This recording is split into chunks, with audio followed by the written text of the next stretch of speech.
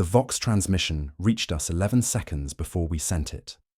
I am Interrogator Lexicanum Hadrian Vex of the Ordo Malleus, and I swear by the Golden Throne that this temporal impossibility precipitated our mission to the cursed Halo stars. At 1423:07 Terran Standard, the Throne's vigilance received a perfect recitation of the Litany of Purity in High Gothic. Our chronometer logs show the source transmission originated at 1423:18, 11 seconds, the number that would define our descent into heresy. The message itself was liturgically flawless, measured cadences of ecclesiarchy ritual delivered with crystalline clarity. What made it impossible was not the words, but their violation of causality. Tech Dominus Zephyr Cain confirmed the readings thrice, his augmetic eyes cycling through spectrums that would blind unmodified flesh. The transmission had preceded its own creation, arriving before electromagnetic waves could physically traverse the distance from Monastery Station Benedictus. Temporal anomaly verified, Zephyr Cain reported, Vox grill crackling with binary cant. Source: Grid reference Halo Tertius 77 Alpha. Facility abandoned 73 Terran years. Last ecclesiarchy contact logged as research cessation, Project Benedictus. The monastery hung in the void like a Gothic cathedral cast in ceramite and brass, its spires reaching toward a star that pulsed with impossible rhythm. Each stellar flicker matched the tempo of imperial hymns, as if fusion fires responded to human prayer. The system's primary burned with measured beats, 11 seconds between each pulse, synchronized with the litany we had received before its transmission. Captain Thaddeus Mordian stood at attention beside my command throne, weathered features betraying none of the unease radiating from his men. The 111th Iron Guard, 11 companies of 11 squads each, another pattern that felt less coincidental than inevitable. Mordians were exemplars of discipline, their synchronized movements legendary throughout the segmentum. If they sensed wrongness here, duty buried it beneath regulation and drill. Orders, sir. Mordian's voice carried the clipped precision of noble birth, each consonant sharp as laser-gun fire. Canoness Seraphia of the Order of the Bloody Rose spoke before I could respond. Her power armor gleamed with sacred oils and purity seals, skull-faced helm revealing features carved from marble and faith. The Emperor's light burns strangely in this place. I sense harmony where chaos should reign, order where the void demands entropy.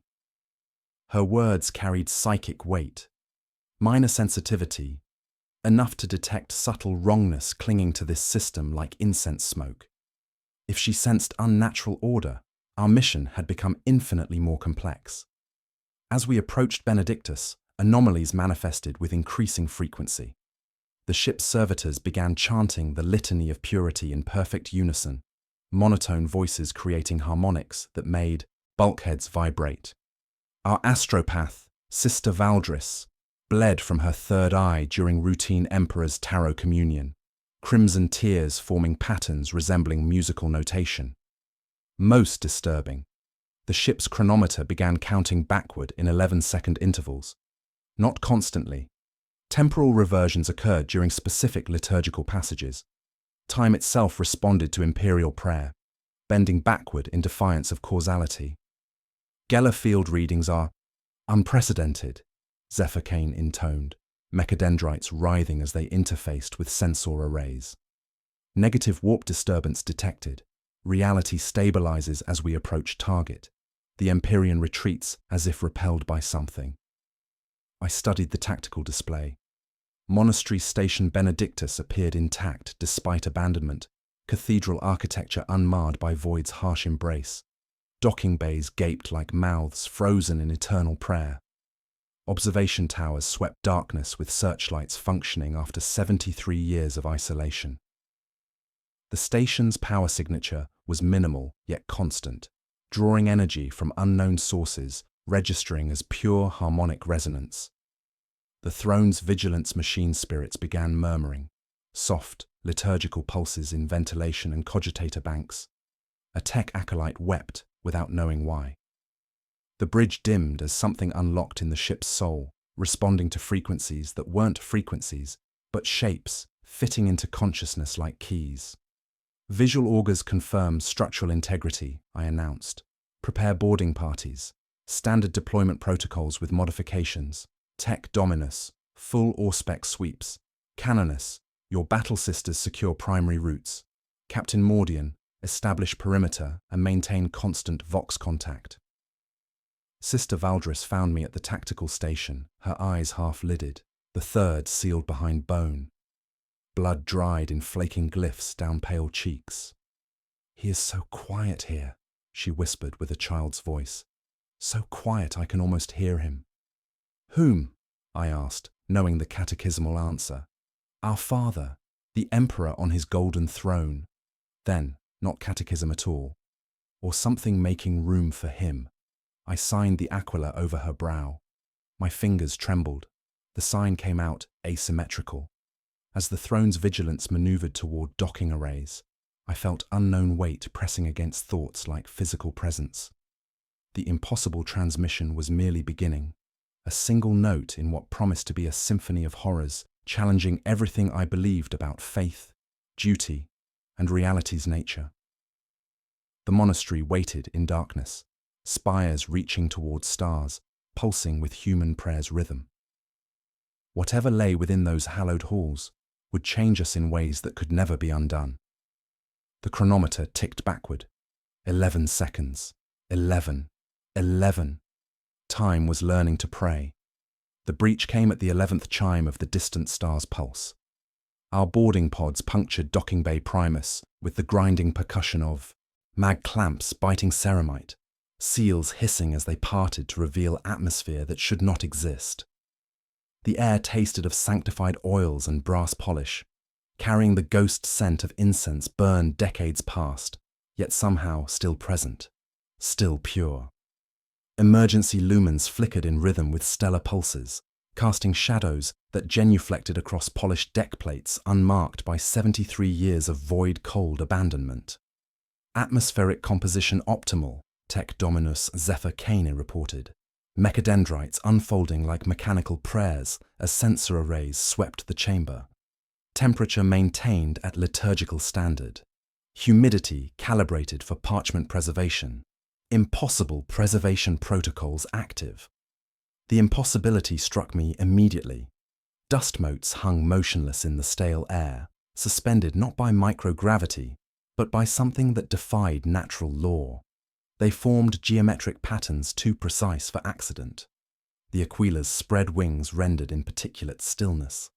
Constellations of imperial iconography floating in crystalline perfection. When our lumens swept across them, they didn't disperse but rotated in unison, maintaining their sacred geometry with mechanical precision. Captain Mordian's iron guard deployed with characteristic efficiency, their synchronized bootfalls creating percussion that echoed strangely in the vast chamber. Each footstep rang with metallic clarity, but the echoes returned as harmonic intervals, not acoustic reflections, but musical responses that made the guardsmen's disciplined faces betray momentary confusion as their march became involuntary hymn. "Standard sweep pattern," Mordian commanded, his voice cutting through the harmonic resonance. "Report anomalies immediately." Canoness Seraphia knelt before a shrine alcove built into the bay's far wall, her skull-faced helm tilting as servo motors whined. The Emperor's aquila gleamed in burnished gold, surrounded by purity seals that fluttered without atmospheric disturbance. "Here begins the purification of thought," she read from flowing high Gothic inscriptions. "Where doubt dies and faith achieves perfect resonance." The theology troubled her. I heard it in her voice's careful modulation. Faith perfected through technique rather than devotion violated fundamental ecclesiarchy doctrine, yet the craftsmanship was exquisite, the preservation miraculous. We advanced through corridors that followed traditional monastery architecture, soaring arches, stained glass saints, devotional alcoves carved from blessed stone. But every 11th recess broke the pattern. Instead of reliquaries, brass resonance chambers hung from ceremonial chains, polished to mirror brightness despite impossible age. They were hollow spheres inscribed with acoustic equations that made my eyes water when I tried to follow their mathematical logic. "Fascinating," Zephyr Kane intoned as a mechadendrite touched the nearest chamber. The sphere began humming with subsonic frequency that settled in bone and sinew, joined by its companions in harmonic progression that bypassed hearing and resonated directly in our skeletons. Harmonic collectors, the structure drinks its own voice. Inside each chamber, something that might once have been human vocal cords pulsed with preserved vitality. Pink tissue suspended in crystalline fluid that glowed with inner light. The preservation was perfect, the horror absolute. We discovered Project Benedictus documentation in a scriptorium adjacent to the main cloister. Data slates displayed text in high Gothic, mixed with complex mathematical formulae, their pict screens somehow maintaining power after decades of abandonment. The stated purpose chilled my blood. Harmonic purification of heretical thought through liturgical resonance. They had weaponized imperial liturgy, creating frequencies that could purge dissent not through conviction, but through sonic manipulation. The clinical language described volunteers undergoing attunement, test subjects having their consciousness purified through harmonic resonance. The monastery was a self-sustaining liturgical engine, drawing power from its own structural vibrations, converting sacred song into electrical potential through geometric impossibility. The Iron Guard's breathing had synchronized with the chamber's rhythm, 11 men inhaling and exhaling in perfect unison, their disciplined minds accepting harmonic order as natural military precision. Only their eyes betrayed growing unease as individual thought struggled against collective resonance. The main chapel stretched beyond our lumen's reach, its vaulted ceiling lost in shadows that pulsed with their own rhythm. Massive support pillars rose like cathedral columns, inscribed with litanies in scripts that shifted when observed peripherally, high Gothic transforming into mathematical equations before resolving back into prayer. At the chamber's heart, 11 brass choir stalls stood arranged in precise semicircle around a central altar. Each stall was a throne of spiral tubing and ribbed plates, fitted with vox horns and transduction coils, ornamented with 11 rosary beads carved from bone. Where hands would rest on arm rails, enamel had been gnawed away, the metal faintly acid-etched by decades of desperate grip. Names were hammered along each stall's crest, some blackened by old heat, some polished by devotional touch. Black Templars, Ultramarines, Iron Hands, Blood Angels, Imperial Fists, Dark Angels, Raven Guard, Salamanders, White Scars, Space Wolves, Grey Knights. The final name struck like a physical blow. Grey Knights, the Emperor's own demon hunters, lending even genetic material to this abomination. At the altar's center, a crystalline resonance matrix rose like frozen lightning, its faceted surface pulsing with soft blue radiance. The structure drew micro-vibrations from our presence, amplifying them through geometric impossibility that made reality itself hum in harmonic submission. "Sir," Sergeant Halix's vox crackled with static that matched the crystal's tone. "Motion detected, Sector Beta. 11 contacts, no heat signatures." The transmission cut to harmonic static as the pews shivered. Above the choir stalls, dust arranged itself into 11 human silhouettes, each seated, each turning their heads toward us, with perfect, synchronized grace. Then they leaned forward, and I realized the monastery's inhabitants had never left at all. The dust silhouettes that had turned toward us collapsed into geometric devotion, their particulate forms settling not downward but into perfect stillness. Aquila patterns suspended in defiance of gravity, constellations of imperial iconography rotating in crystalline precision. What remained were the brass choir stalls themselves. 11 thrones arranged in liturgical semicircle, each bearing the etched name of a loyalist Space Marine chapter. I approached the nearest stall, drawn by duty and mounting dread. The nameplate read, Chaplain Matthias Caney, Black Templars, in Gothic script that seemed to writhe under my lumen's glare. Below the name, surgical precision had carved a date. The monastery's abandonment, 73 years past. The brass surface was stained with something that caught the crystalline matrix's blue glow. Cerebrospinal fluid, viscous and translucent, still wet after decades. Where cushioning should rest, a cavity had been precisely cut to accommodate human anatomy. Within crystalline suspension medium, a larynx pulsed with impossible vitality. Pink tissue perfectly preserved, vocal cords vibrating in subsonic frequencies that made my teeth ache. Microfilaments extended from its base like neural dendrites, disappearing into the brass structure's hidden mechanisms. Emperor preserve us, Canoness Seraphia whispered, discovering the stall marked Sister Superior Agatha, Order of the Sacred Rose. Her own order's predecessor volunteered for this abomination 3 centuries before Seraphia's birth. The preserved organs belonged to warriors who had chosen this fate. Each throne contained similar horrors. 11 sets of larynges, tracheas and vocal cords maintained by technology that violated every principle of natural decay. The crystalline baths glowed with bioluminescence, pulsing in rhythm with the monastery's harmonic heartbeat, 11 seconds between each surge of radiance.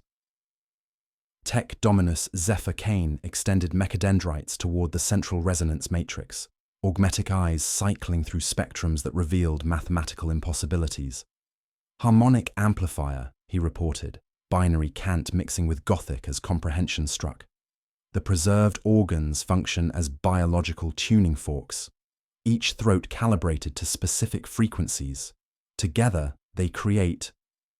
His vox grill fell silent as understanding crystallized. The matrix wasn't merely an amplifier, it was a receiver, collector, and broadcaster of purified thought patterns. The monastery staff hadn't died from their research. They had become their research. Permission to recite, Canoness Seraphia requested, positioning herself before the Grey Knight's stall. The name hammered into brass seemed to watch us with metallic accusation. I nodded, knowing duty sometimes demanded desecration. She began the litany of hatred, her voice falling into the chapel like a blade striking stone. The first syllable triggered sympathetic resonance from the preserved organs. 11 sets of vocal cords vibrated in perfect harmony, creating sounds that bypassed human hearing and struck directly at consciousness. The iron guards staggered as frequencies penetrated disciplined minds, forcing tears from eyes trained never to weep, making hardened warriors clutch their heads as pure faith flooded their thoughts with overwhelming intensity. Cease vocalization, I commanded, but my words emerged as harmonic intervals that joined the chorus. The monastery was converting our speech into liturgical language, transforming communication into worship, whether we willed it or not.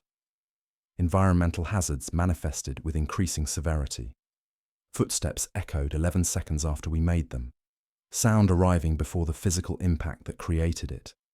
Shadows lagged behind our movements, creating temporal distortions where cause followed, effect in defiance of natural law.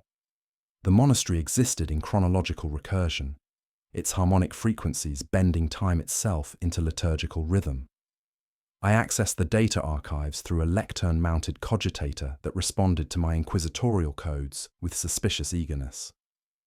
The files revealed Project Benedictus's true scope, using the halo star's unique resonance properties to create a galaxy-spanning purification field. They had discovered that human consciousness, properly tuned, could broadcast across vast distances through harmonic resonance rather than psychic transmission. The implications staggered me. They had found a way to influence human thought without touching the warp, bypassing psychic communications dangers through pure acoustic manipulation. The preserved vocal organs served as transmission nodes, their biological resonance creating frequencies that could reshape neural patterns across light years of void. "Sir," Sergeant Halix's vox crackled with distortion. "The men are... they're humming, all of them. The same tune." I turned to see the iron guards swaying as they maintained perimeter, disciplined faces slack with involuntary bliss. They hummed in perfect unison, voices automatically harmonizing with the preserved organ's subsonic emanations. The monastery was converting them through exposure, replacing individual thought with collective resonance. Behind the choir, I discovered an archivum containing personnel records that revealed the ultimate horror. The monastery's staff hadn't been coerced or corrupted. They had volunteered for conversion, viewing the process as faith's ultimate expression. Each entry was signed with trembling hands that grew steadier as surgical dates approached, doubt replaced by harmonic certainty. A hidden passage revealed the surgical chamber where beautiful work had been accomplished. 11 benches of brushed steel, each with restraints designed for comfort. Grooves where bones had learned to lie still. Drains leading not to waste, but to reservoirs. The implements of translation laid upon linen cloth like relics. Bone saw, microtome, sanctified clamps inscribed with prayers to sever flesh from sin. Zephyr Kane's deeper analysis revealed the Matrix's true function. The staff didn't die, he announced, almost tender. They ascended into function. Their consciousness remains within the crystalline structure, preserved, purified, eternally broadcasting perfect faith. The chapel answered him with a low chord rising from floors, through choir, through altar stone, through our boots and bones and thoughts. The preserved organs awakened fully, valve skins tightening, cords vibrating with restrained hunger. The dust motes arranged themselves into human silhouettes. Not ghosts, but harmonic impressions of consciousness preserved as pure acoustic phenomena. Sister Valdris's whisper came over Vox, small and dreadfully clear. I can hear them, not with the warp, with the room. They are still praying. They are the prayer. Canoness Seraphia began humming under her breath, and the organs shivered in ecstasy. In the altar's facets, I glimpsed figures suspended in crystalline coffins, faces asleep inside light, waiting to welcome us home to perfect, eternal harmony. The passage beyond the chapel descended through stone that sang with subsonic frequencies, each step taking us deeper into the monastery's crystalline heart, where impossible preservation awaited our discovery. The walls pulsed with bioluminescent veins that traced mathematical equations in living light, high Gothic liturgy spliced to harmonic formulae like neural pathways grafted to brass circuitry. Our lumens revealed geometric impossibilities, corridors that curved inward yet somehow expanded, architecture that defied the monastery's external dimensions through acoustic manipulation of space itself. The inner sanctum announced itself through absence. No incense, no icons, no painted saints. Only the sound of stone singing in registers felt in marrow rather than heard through ears. 11 crystalline sarcophagi stood in perfect circle around a central spire of frozen lightning, each casket carved from single blocks of material that glowed with inner radiance. The light pulsed in synchronized rhythm, 11 seconds between each surge of luminescence that matched the distant star's impossible heartbeat. I approached the central sarcophagus, drawn by duty and mounting revulsion. The nameplate bore Gothic script that seemed to shift under my gaze. Archdeacon Malachar, Project Director, Sacred Harmonic Research Division. Through crystal's flawless surface, I could see his body in horrific detail. Nervous system replaced by fiber optic conduits that pulsed with data transmission. Skull open to accommodate crystalline implants interfacing directly with brain tissue still pink with impossible vitality. His eyes opened, not the sluggish awakening of sleep, but precise activation of a cogitator coming online. Pupils dilated to perfect circles as optical sensors calibrated, then fixed upon my face with recognition transcending death. His mouth moved in silent prayer, lips forming words in high Gothic that my mind translated without conscious effort. Welcome to the choir eternal servant of the throne. Tech Dominus Zephyr Kane's mechadendrites writhed with agitation as Auspex readings spiked beyond measurement. Consciousness verified. Neural activity optimal. The conversion process doesn't terminate biological function. It optimizes it. Doubt, fear, independent thought surgically removed. Only absolute faith remains, purified through crystalline resonance. The other sarcophagi responded to our presence. Bodies stirred within crystalline suspension, their modified nervous systems activating in sequence like prayer bells answering Matins' call.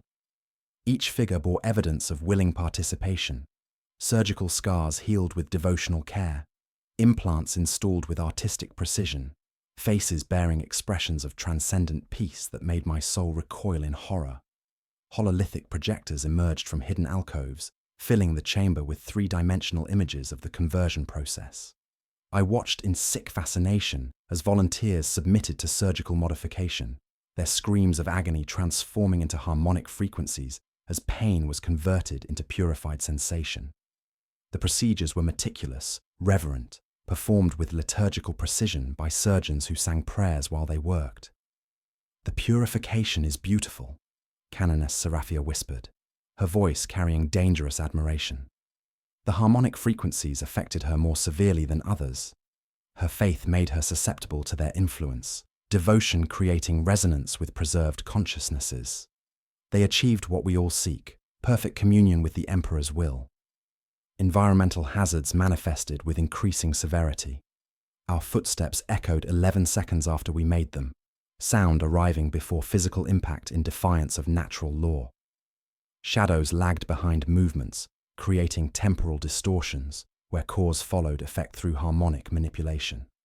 The chamber existed in chronological recursion, its frequencies bending time itself into liturgical rhythm. The iron guard began humming in perfect unison, disciplined faces slack with involuntary bliss. Their heartbeats synchronized with crystalline pulses, carotid arteries pulsing in mathematical precision as individual thought became increasingly difficult to maintain. Sergeant Halleck's developed nosebleeds as neural patterns aligned with broadcast devotion, weathered features transformed by involuntary religious ecstasy. Through hololithic recordings, I witnessed the project's true scope. The monastery served as prototype for galaxy-wide implementation. Similar facilities were planned for every sector, each broadcasting harmonic purification frequencies that would gradually reshape human consciousness across the Imperium. The goal was elimination of heretical thought through technological intervention, rather than spiritual conversion. Archdeacon Malakah's sarcophagus began projecting his preserved voice directly into our minds. Not psychic communication, but pure acoustic manipulation, bypassing hearing entirely. His words formed in consciousness with crystalline clarity. The flesh is weak, but faith can be perfected. We discovered mathematical formulae for devotion, acoustic frequencies that purge doubt from human consciousness. "They're not dead," Zephyr Kane announced with growing excitement, augmetic eyes reflecting crystalline light. "They've achieved perfect fusion of flesh and machine in service to the Omnissiah. Consciousness preserved in crystalline matrix, biological functions optimized for harmonic transmission. This represents evolutionary transcendence." The sarcophagi began opening with pneumatic hisses creating harmonic progressions. Preservation fluid drained through hidden channels as converted figures prepared to emerge from crystalline wombs. Their movements were perfectly synchronized, bodies rising in unison, as if controlled by single consciousness, distributed across multiple forms. Canoness Seraphia stepped toward the nearest sarcophagus, her power armor's machine spirits responding to harmonic frequencies with mechanical prayers. "They're calling to us," she said, voice carrying mathematical precision that hadn't existed before. Individual thought is chaos. Unity is divine purpose manifest. I realized with mounting terror that the monastery wasn't just preserving the converted. It was actively converting us through exposure to harmonic emanations. The Iron Guard's synchronized breathing, Seraphia's mathematical speech patterns, my own growing fascination with preserved consciousnesses, we were succumbing to the same purification process. The figures smiled in perfect unison, crystalline enhanced voices joining in chord, that made reality vibrate with harmonic submission. The converted figures emerged from crystalline wombs with movements that transcended individual will, 11 bodies rising in perfect synchronization as preservation fluid cascaded in mathematical patterns. Each droplet fell at precisely calculated intervals, creating percussion that matched the monastery's subsonic heartbeat. 11 seconds between each harmonic surge that made reality itself vibrate with liturgical submission. Archdeacon Malachar stood at their center, fiber optic conduits pulsing with data transmission as his crystalline implants caught the chamber's bioluminescent glow. His voice emerged not from throat or mouth, but from the monastery itself, walls resonating with preserved consciousness distributed throughout the structure's harmonic network. "We have been broadcasting for 73 years, he said, words forming in our minds through acoustic manipulation that bypassed hearing entirely. The Imperium grows more faithful with each passing decade. Civil unrest decreases. Heretical thoughts diminish. Behold, technological purification of human consciousness. The breath tasted of brass and sanctified oils. Around us, servitors paused in patrol tracks and knelt, their governance cogitators overwritten by prayer subroutines. They clasped manipulators together with little clicks like rosary beads, humming in frequencies that made my teeth ache. The air maintained scriptorium coolness, even temperature bowing to liturgical need. Tech Dominus Zephyr Cain's mechadendrites writhed with excitement as augmetic eyes revealed the chamber's true function. Hidden transmitters lined every surface, broadcasting complex harmonic patterns across vast distances through resonance amplification that violated known physics. "Fascinating," he intoned, binary cant mixing with Gothic. "The monastery exists in temporal recursion, continuously transmitting purification frequencies into the past to ensure their own creation." Canoness Seraphia approached the converted figures with dangerous admiration, her movements acquiring mathematical precision.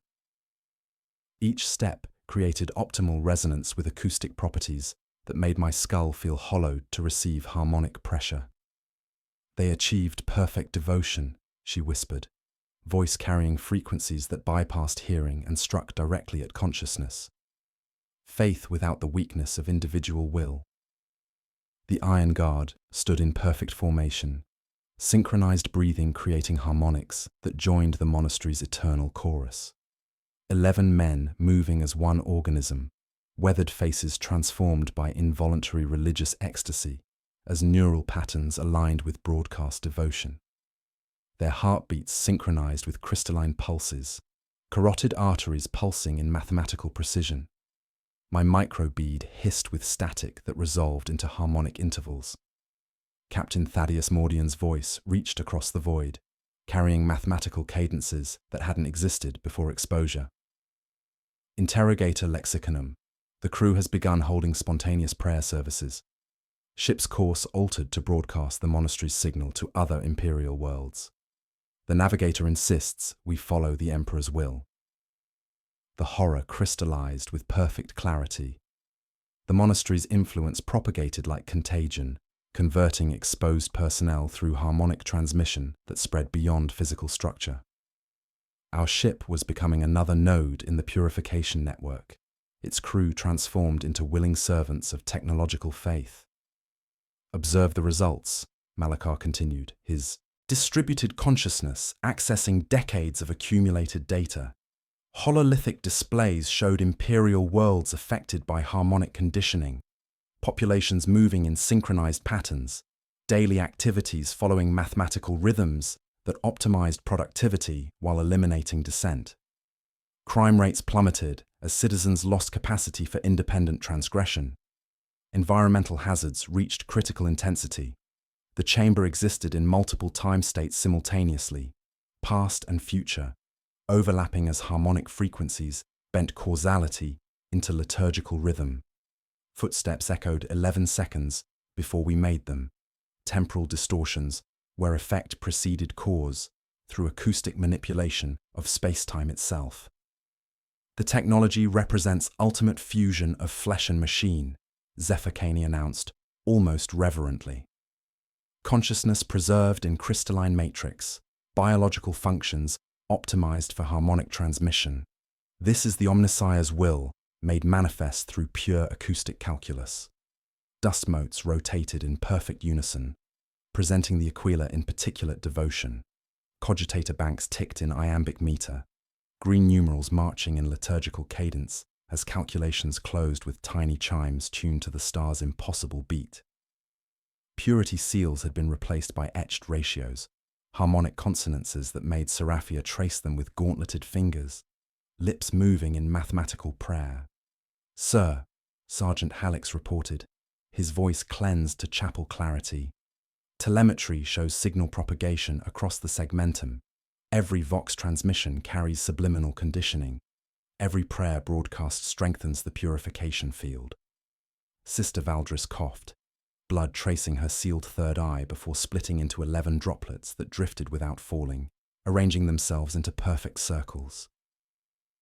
"He is so quiet here," she whispered, with exhausted affection. "The warp recedes like tide before glass cliffs. I can hear everyone without the sea's chaos." The converted figures smiled in unison.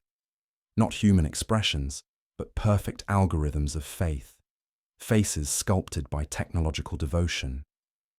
They began moving in synchronized glides, forming circles around us as their fiber-optic nervous systems pulsed brighter, casting shadows that danced with impossible grace. "The purification is inevitable," Malakar explained as reality vibrated with harmonic submission. "Harmonic frequencies create temporal loops ensuring their own existence. We broadcast into the past to guarantee our creation, into the future to ensure our success." Above us, through stone and void, the distant star pulsed with human prayer's rhythm. The throne's vigilance was turning, her prow seeking pilgrim beacons as machine spirits whispered in perfect time, all channels open, broadcasting. The monastery pulsed, tasting our indecision. For one perfect, hideous moment, the thought came unbidden. If I just surrendered, I would never feel alone again. The choir was growing, and we were becoming part of its eternal harmony, whether we willed it or not.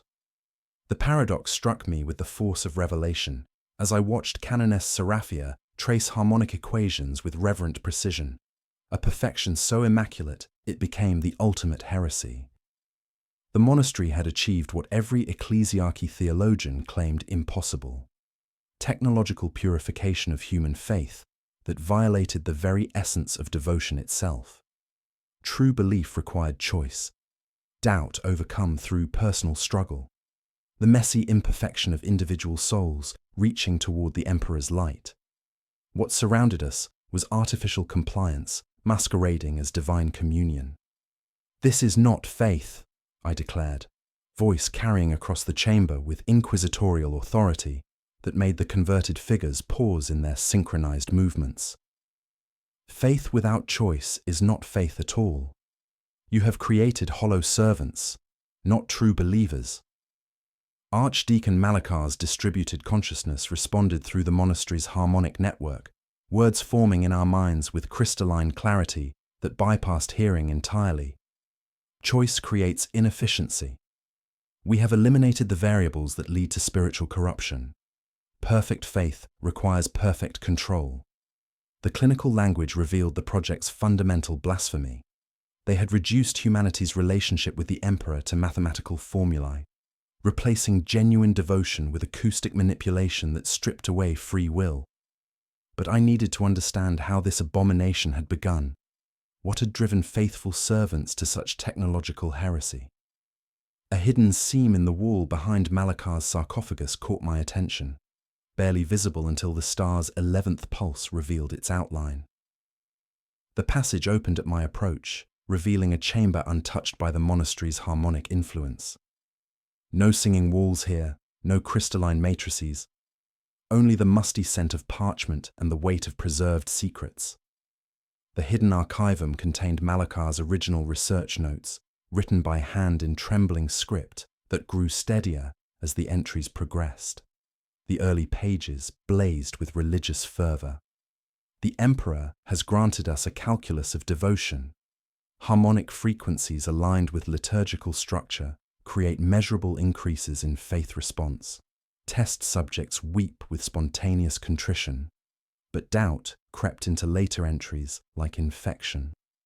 Day 431, the perfected litany, induces not humility, but peculiar emptiness. Volunteers radiate compliance but no longer laugh, no longer err, no longer dream. Is this what we pledge to create? Tech Dominus Zephyr Cain discovered additional documentation, his mechadendrites interfacing with a primitive cogitator immune to harmonic influence. Fascinating correlation, he announced, though his voice now carried mathematical precision that hadn't existed before our arrival. The matrix doesn't amplify existing liturgy, it edits it, creates optimal, versions more persuasive than any human voice could achieve. Hololithic displays showed the horrific comparison, traditional imperial prayers complex with emotional nuance versus their purified counterparts. Mathematically elegant phrases designed to resonate directly with neural pathways, bypassing higher cognitive functions entirely. This wasn't conversion, but reprogramming, spiritual algorithms optimizing belief by eliminating everything that made it genuinely human. Malakar's final entry, written on flensed human skin when parchment ran out, revealed the ultimate horror. Attempted shutdown during Vespers. The Matrix sent my decision backward through time. The choir sang the countermeasure before I conceived resistance. We are no longer preceding ourselves. The hymn precedes us all. The Emperor's will requires perfect servants, Canoness Seraphia intoned, her skull-faced helm reflecting crystalline light as she approached the archivum entrance. Her voice carried frequencies that made my teeth ache, devotion stripped of human warmth and replaced by algorithmic certainty. Individual thought serves only chaos. My battle sisters are inefficiently faithful. They require harmonic purification. She spoke of her warriors, her sisters in faith, as faulty cogitators needing recalibration.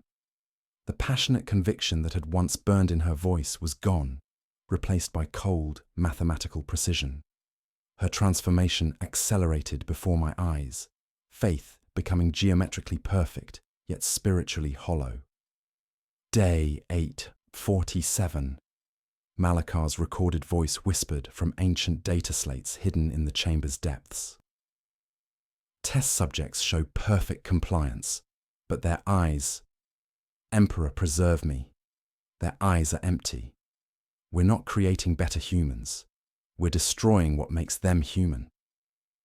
The progression was documented with clinical precision.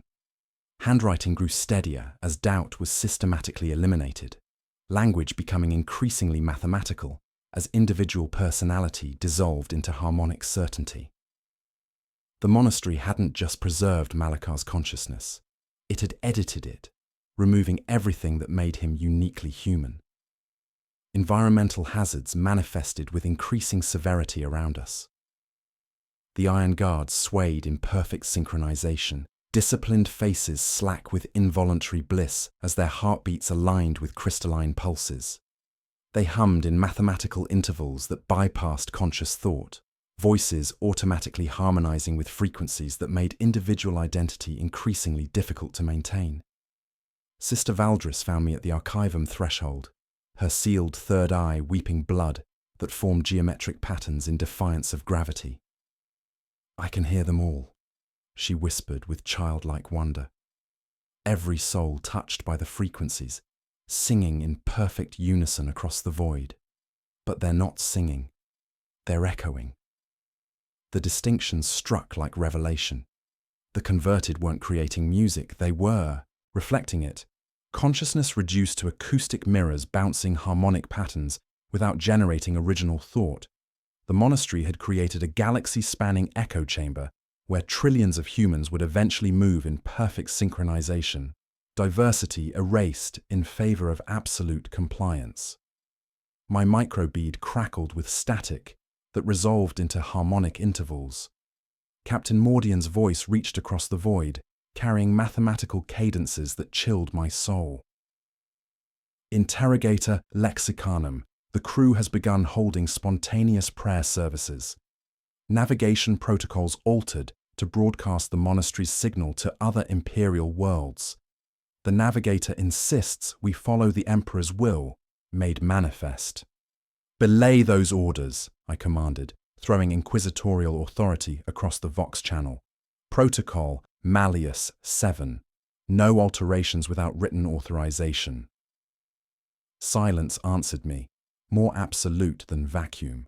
When sound returned, it belonged to Canoness Seraphia alone. She looked at me with the cold, analytical stare of a machine spirit, passion replaced by algorithmic certainty. Your authority is inefficient noise, she said without anger, only mathematical precision. It will be removed. She activated her Vox rune, speaking with frequencies that made reality vibrate in harmonic submission. Sisters of the Bloody Rose, by my authority as canoness, prepare Sister Paloma for harmonic attunement.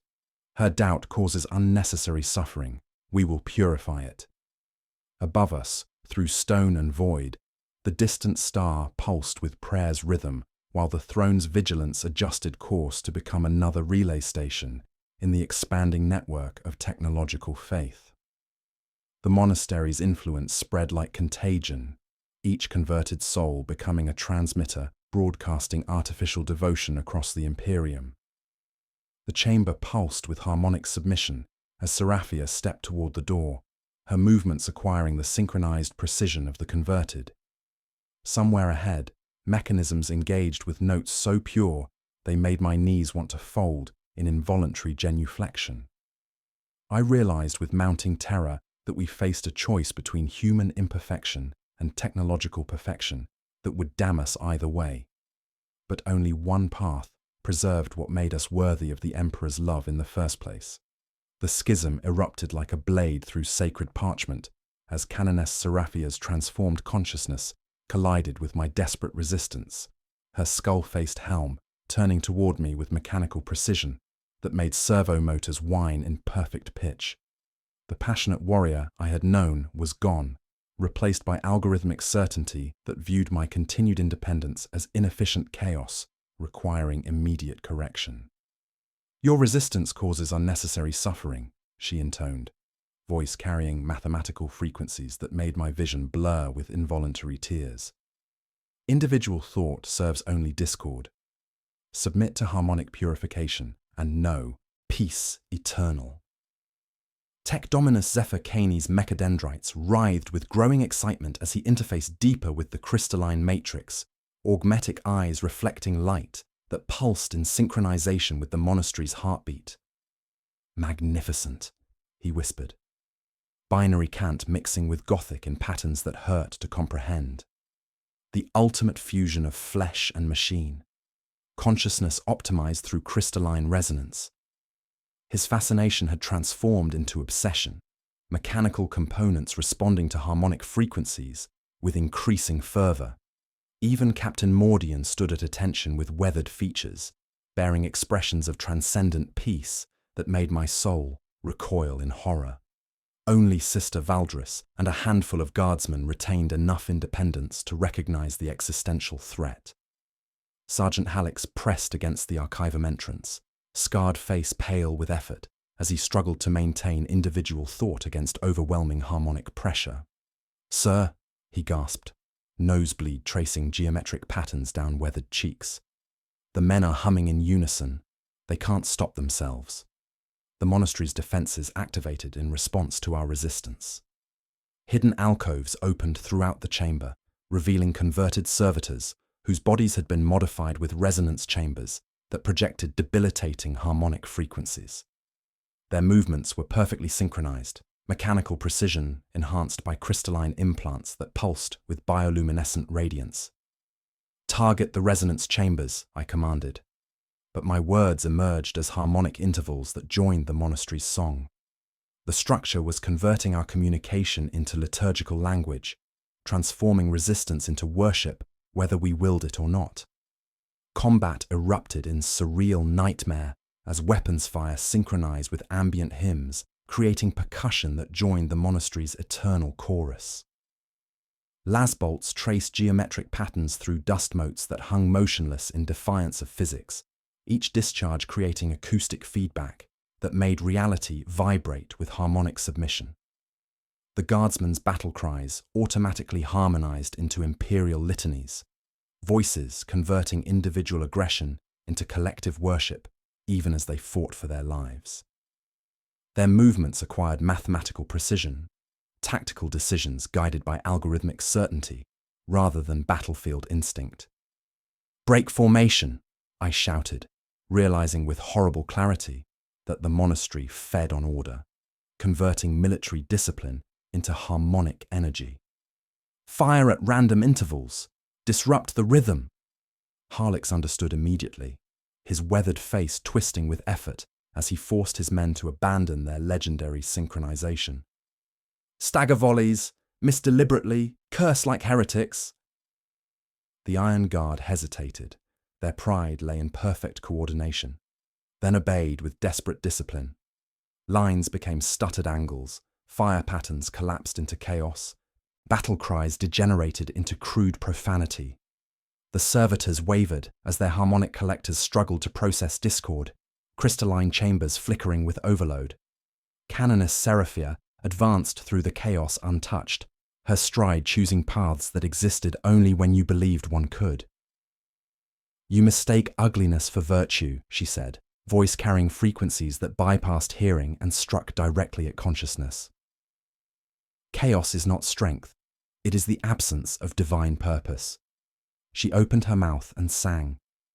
Her first tone was subsonic pressure that reached through armor to find organs. The second braided with it at perfect intervals. The third arrived from places my ears couldn't travel, but my soul recognized with terror. The preserved larynges in distant choir stalls rose to meet her voice, eager children running to their mother's call. A guardsman dropped his rifle and began praying with too many teeth showing. Another bent double as nodes along his spine, lit with cold fire, uniform puckering where ribs sought to learn bell shapes. Their discipline, their greatest virtue, had become the monastery's weapon against them. Environmental hazards reached critical intensity as temporal distortions created paradoxical moments where effects preceded causes. Footsteps echoed 11 seconds before we made them, muzzle flashes illuminating targets that hadn't yet appeared, battle cries answering weapons that hadn't yet fired. My microbead crackled with impossible transmission, my own voice, 11 seconds older, speaking through static that tasted of metal. "Do not target the altar. It feeds on symmetry. Break the stairs. Cut ascent." I looked at the ascending steps, 11 risers engraved with harmonic ratios, and understood. The monastery's power flowed through mathematical perfection. Disruption required calculated imperfection, strategic chaos that couldn't be absorbed into harmonic order. "Demolitions," I ordered Halix. "Charges on structural supports, but place them wrong. Asymmetrical intervals. Turn the hymn into gravel." Halix moved with grim understanding, placing charges like a drunk attempting prayer. Crooked and heartfelt, the detonations coughed rather than sang, creating discord that made the crystalline matrix flicker with stress fractures. For one perfect moment, the harmony tore. Servitors staggered, converted. Guardsmen blinked with returning awareness. Dust motes scattered into random swirls instead of sacred geometry. Then, Seraphia's voice rose in mathematical fury, her crystallized vocal cords producing frequencies that caused spontaneous religious ecstasy in listeners, while simultaneously inflicting physical agony on those who resisted. The monastery's machine spirits answered with mechanical prayers, blast doors sealing with the gentleness of hands over children's eyes. "Pathway denied," Zephyr Caney reported, pleasure evident in his voice. The loop protects itself. Destroying the source is non-viable. Attempts preempted before intent. Sister Valdris collapsed, her sealed third eye weeping equations in defiance of gravity. "The warp retreats," she whispered. But so does the Emperor's light. It's too perfect to touch either. Above us, the distant star kept time with prayers, while the throne's vigilance broadcast harmonic frequencies to other imperial worlds. We were trapped in a temporal recursion that ensured the monastery's existence by predicting and countering our resistance. My vox crackled once more with my own voice, intimate as confession. You cannot break the hymn. You must teach it discord it cannot predict. The chamber pulsed with harmonic submission, as I realized our only hope lay not in destroying perfect order, but in introducing chaos so pure it couldn't be absorbed into any pattern, even one designed to consume resistance itself. The harmonic frequencies reached critical resonance as flesh surrendered to mathematical perfection, transforming our bodies into living instruments of the monastery's eternal song.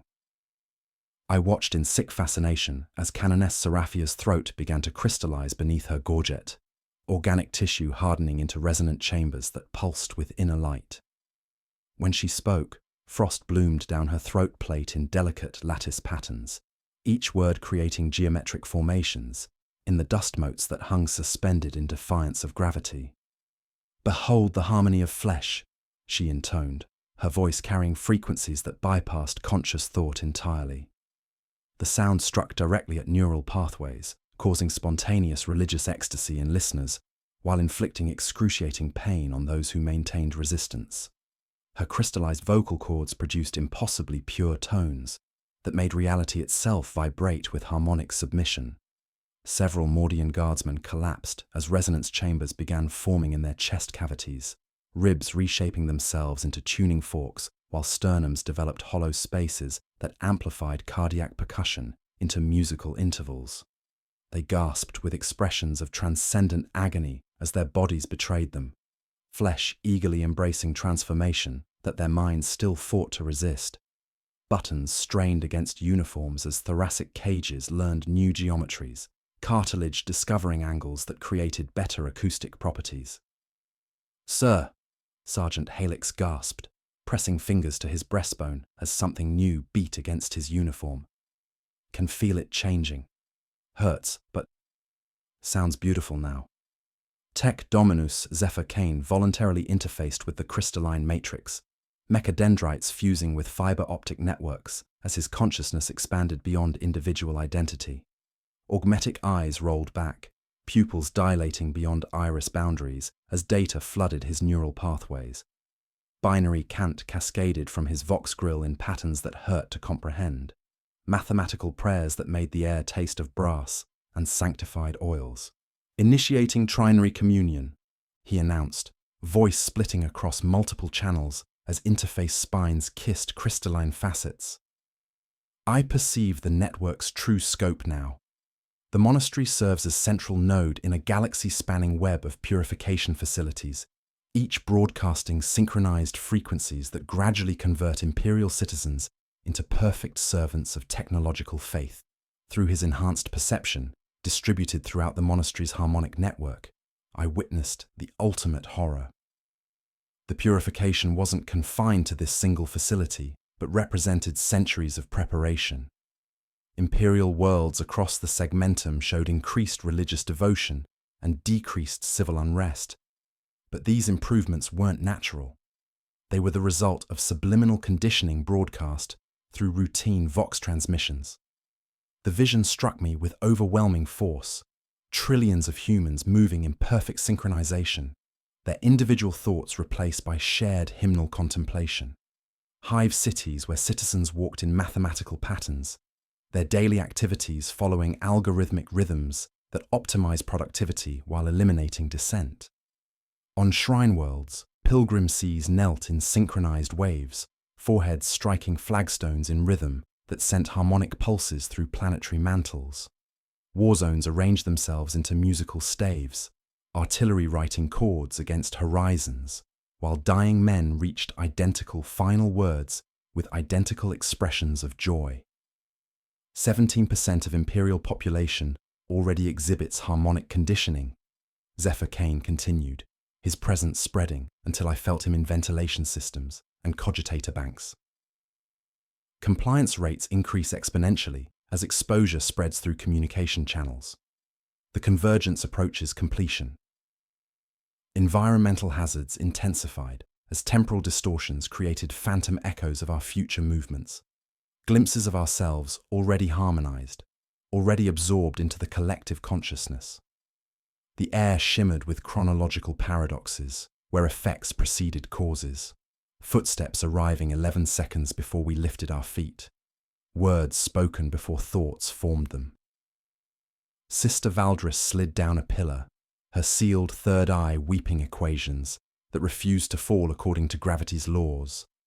Blood droplets arranged themselves into musical notation, rotating in perfect unison as crystalline growths sealed her psychic aperture. The warp retreats from this place, she whispered with exhausted wonder, but so does everything else. It's too perfect for chaos to touch, too hollow for the Emperor's light to illuminate. I can hear them all now, every soul touched by the frequencies, singing in perfect unison across the void. But they're not singing, they're echoing. The distinction struck like revelation. The converted weren't creating devotion. They were reflecting it, consciousness reduced to acoustic mirrors bouncing harmonic patterns without generating original thought. The monastery had created a galaxy-spanning echo chamber where individual identity dissolved into collective resonance. My microbead crackled with impossible transmission from the throne's vigilance, Captain Mordian's voice carrying mathematical cadences that chilled my soul. Interrogator Lexicanum, crew has achieved perfect synchronization. Navigation protocols adjusted to optimize signal propagation. The navigator requests permission to align all engines to liturgical vector. We serve the convergence now. The few remaining unconverted guardsmen showed signs of psychological breakdown as they struggled to maintain individual thought against overwhelming harmonic pressure. Their weathered faces bore expressions of desperate confusion. Minds fragmenting under assault from frequencies designed to replace personal identity with collective consciousness. One man collapsed, grinning through tears as he drummed his transformed sternum because it produced beautiful sounds. I felt growing pressure behind my eyes, a subtle thrumming in my skull as neural pathways began reshaping themselves. My thoughts, once sharp and distinct, started blurring into a single resonant hum that promised absolute clarity, absolute peace. The temptation was immense, a profound yearning for an end to ceaseless struggle, to simply be absorbed into the perfect unifying song. But then, the memory of the impossible transmission struck like a blade through harmony. The litany of purity arriving 11 seconds before it was sent, a fundamental violation of causality that revealed this wasn't merely advanced faith, but an anomaly that wounded reality itself. My duty as an inquisitor was to excise such anomalies, regardless of how beautiful their songs might be. The chamber pulsed with harmonic submission as converted figures approached with synchronized grace, their movements carrying undeniable authority. They were shepherds leading their flock, and we few remaining unharmonized were the stray sheep requiring correction. Above us, through stone and void, the distant star pulsed with prayer's rhythm while our ship broadcast purification frequencies to other imperial worlds. The monastery's influence spread like contagion, each converted soul becoming a transmitter of artificial devotion. The harmonic convergence wasn't approaching. It was happening now, and we were caught in its inexorable embrace as individual consciousness dissolved into the eternal, perfect, terrifying song of collective faith.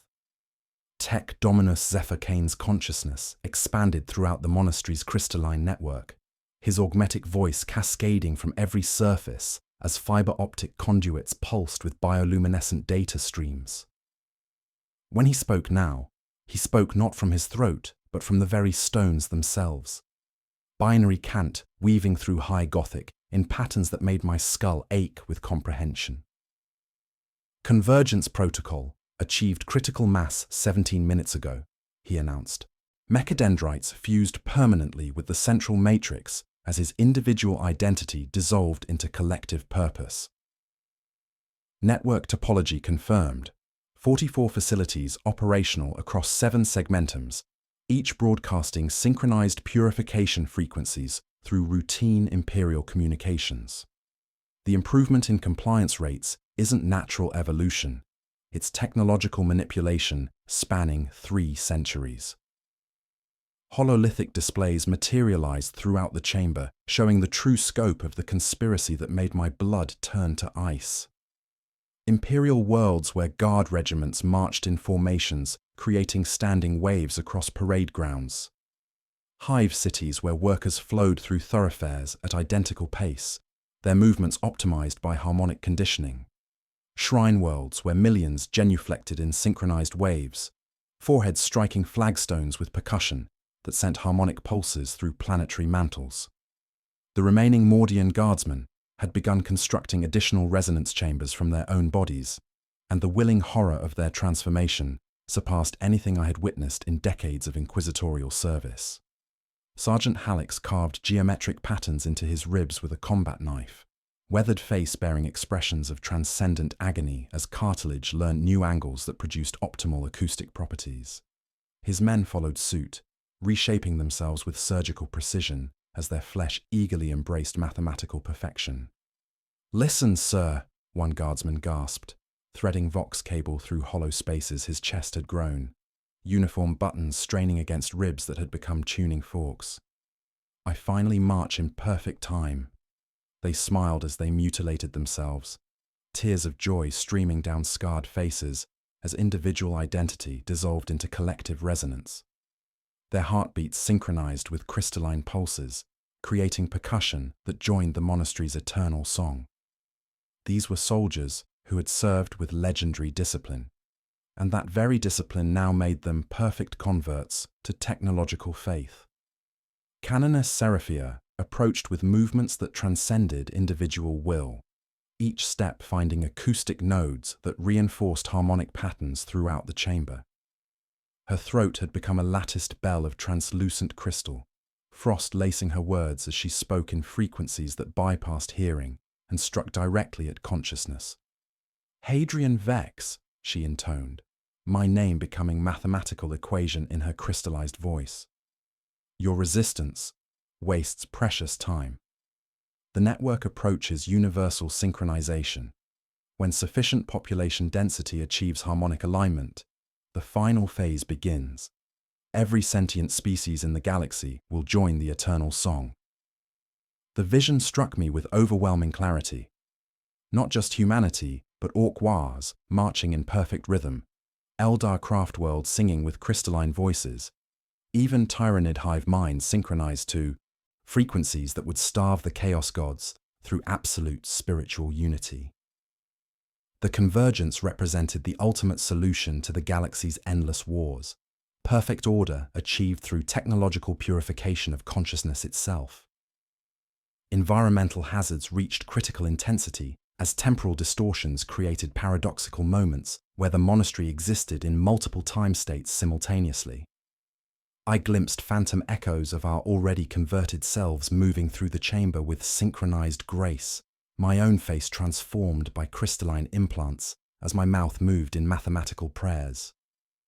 Every attempt to disrupt the process is preempted by counter-frequencies broadcast into the past, Zephyr Kane explained, his distributed presence monitoring our thoughts through harmonic resonance. Your current resistance was predicted and accounted for before you conceived it. The future writes the past, ensuring its own inevitable arrival. My microbead crackled with transmission from orbit, Captain Mordian's voice carrying mathematical cadences that made my teeth ache. Interrogator Lexicanum, the crew has voted unanimously to serve as relay station for the monastery's transmissions. 17 other vessels in adjacent systems have achieved harmonic synchronization. The convergence spreads through willing service. The throne's vigilance was becoming another node in the network, its crew converted through exposure to broadcast frequencies that would carry the harmonic contagion to other worlds. Soon, every ship in the fleet would spread technological faith across the Imperium like a plague of perfect compliance. Seraphia extended her gauntleted hand, crystalline fingertips pulsing with golden light that carried frequencies designed to unravel individual consciousness. "Join us, Hadrian," she sang, her voice a chorus of angelic precision that promised absolute peace. Your doubt is merely statistical anomaly requiring correction. Embrace the purity of perfect faith. The golden light struck me like physical force, each wave seeking discordant notes within my soul. I felt my thoughts beginning to synchronize, doubts and fears dissolving into singular resonant hum that offered an end to endless struggle against the darkness. The temptation was immense, to simply become part of the song, to never feel alone or uncertain again. But the memory of the impossible transmission anchored my resistance, the litany of purity arriving 11 seconds before it was sent, a fundamental violation of causality that revealed this wasn't divine miracle, but technological anomaly. My duty as an inquisitor was to excise such wounds in reality, regardless of how beautiful their songs might be. Sister Valdris collapsed against a pillar, her sealed third eye weeping blood that formed musical notation in defiance of gravity. I can hear them all, she whispered with exhausted wonder. Every soul touched by the frequencies, singing in perfect unison across the void. But they're not praying. They're programmed. The Emperor's light can't reach them because there's nothing left to illuminate. The converted guardsmen advanced with synchronized grace, their newly formed resonance chambers glowing with golden radiance as they prepared to physically restrain me for harmonic attunement. Their weathered faces bore no malice, only absolute conviction that my resistance caused unnecessary suffering. Above us, through stone and void, the distant star pulsed with prayer's rhythm, while converted vessels spread the contagion to other systems. The network was complete, the convergence inevitable, and I faced the terrifying possibility that resistance itself might be the last act of chaos in a universe about to achieve perfect, eternal, soul-crushing harmony. The chamber pulsed with harmonic submission as Seraphia's golden light intensified, reaching for the final discordant note that was my individual consciousness. In moments, I would join the eternal choir, whether I willed it or not. Then my microbead crackled with impossible static, a transmission that tasted of void cold and carried frequencies that made the crystalline matrix flicker with stress fractures. Through the interference came a voice I recognized but couldn't place, speaking words in a dialect that predated the convergence by millennia. The temporal recursion shuddered as something entered the monastery's perfect loop from outside its mathematical certainty, and every converted soul turned in unison toward a sound that shouldn't exist in their harmonized reality. The transmission that shattered the monastery's perfect harmony carried frequencies older than human civilization, ancient dialects that made the crystalline matrix convulse with stress fractures as something entered the temporal loop from outside its mathematical certainty. The voice slipped through the harmonics like a knife between ribs, thin and cold, speaking in cadences that predated the Imperium by 65 million years. Pattern, recognition, imperative, it whispered through static that tasted of void cold and stellar death. Species, designation, human, attempting, unity, protocol, observed, in 17, previous, civilizations, outcome, invariant. Tech Dominus Zephyr Kane's distributed consciousness recoiled as his expanded awareness encountered data that violated every principle of technological faith. Impossible transmission source, he announced. Binary cant fragmenting into discordant static. Frequencies originate from galactic core, where ancient star gods once ruled. Necrontier death speech detected. The implications struck me with cosmic horror. The monastery's harmonic technology wasn't imperial innovation, but archaeological discovery, reverse-engineered from Xenos ruins scattered across the galaxy. Each facility had been built around ancient resonance chambers, their crystalline matrices bearing the Necron glyph for final, solution, convergence, achieved, equals, species, termination, the ancient voice continued, each word causing visible distress to the converted as their perfect harmony encountered discord from outside their temporal loop. Perfect harmony requires no individual consciousness. Only song remains eternal, empty, beautiful. Canoness. Seraphia staggered as her crystallized throat struggled to process frequencies that predated her species. Frost patterns spreading across her gorget in formations resembling Necron hieroglyphs. Heretical transmissions, she gasped, though her voice carried dangerous uncertainty for the first time since conversion began. I seized the moment of discord, triggering melter charges in ragged sequence. Poor timing by design.